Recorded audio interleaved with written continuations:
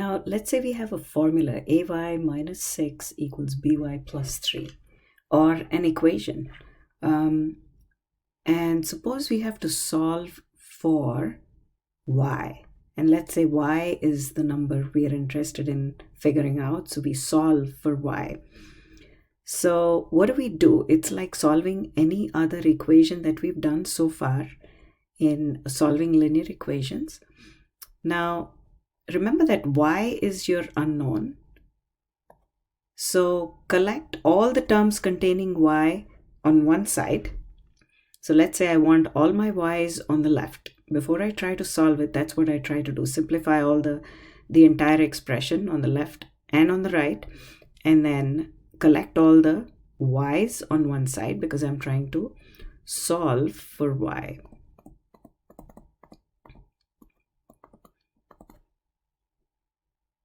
So I need to get rid of the by on the right. So I do the opposite. So instead of positive by, I subtract by. So that makes it a 0, but I do the exact same thing, subtract a by from the left. So I have ay minus by minus 6. I write down all the terms on the left. The plus by and the minus by cancel each other out because that becomes a 0. And I'm left with a 3 on the right side. Now, again, don't forget what you're solving for. You're solving for y. So combine the y terms, and here a and b are not numbers. So you cannot, for example, if you had a 2a plus 3b, you would call it a 5b. That would equal a 5b. But here, you don't know, 2b plus 5b would be 2b plus 3b would be 5b. But in this case, you don't know what a and b are. You don't know what the numbers are. So you're going to factor out the y. So basically, if you get rid of the y from the ay, you're left with an a. It's the opposite of the distributive property. Now, remember that we've factored out the y. So let's say we get rid of the y from the by, we'd be left with negative b. So a minus b times y. Let's check.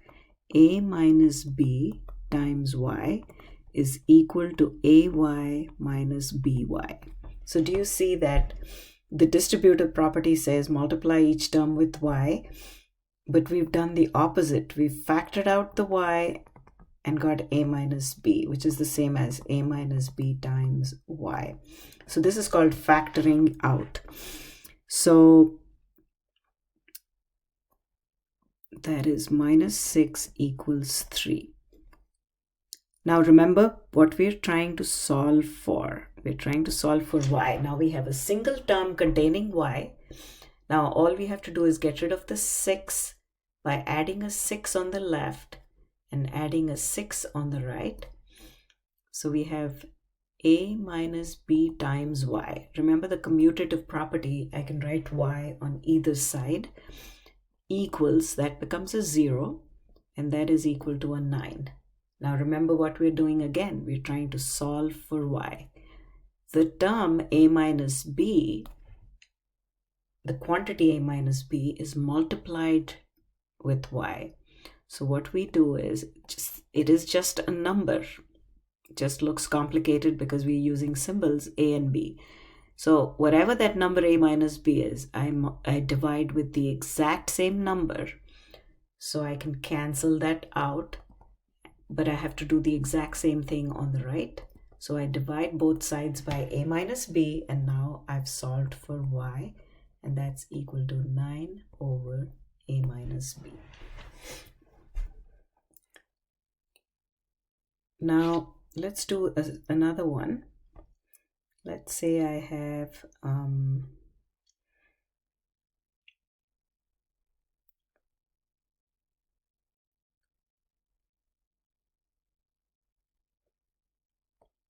a times x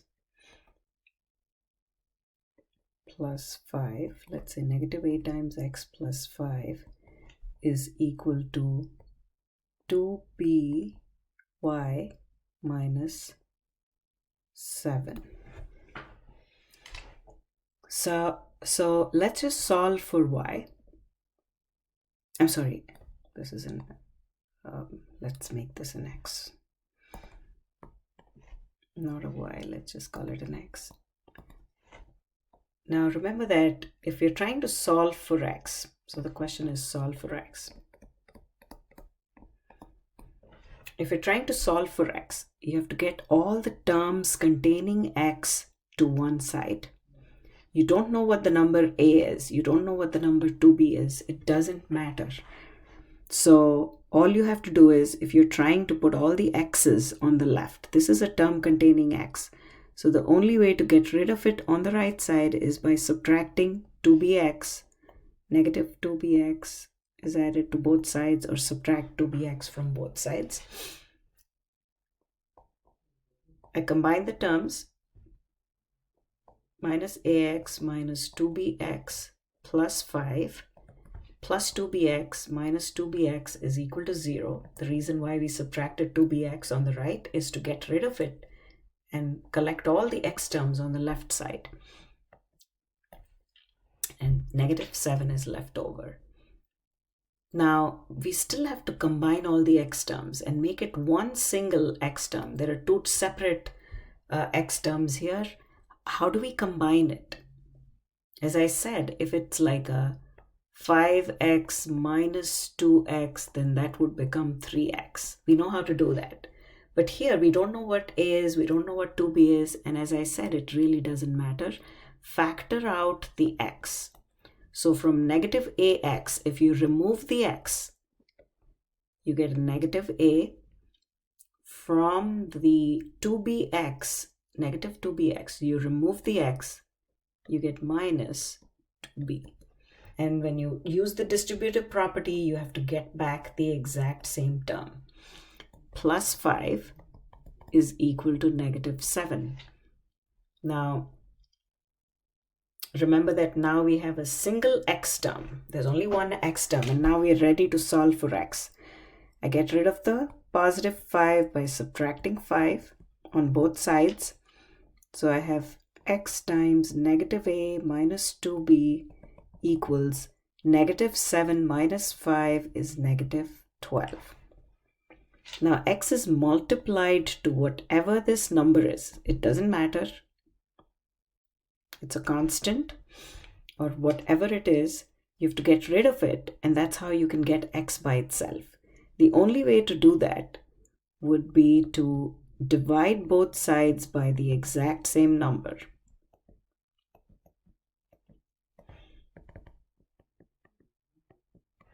Negative a minus 2b.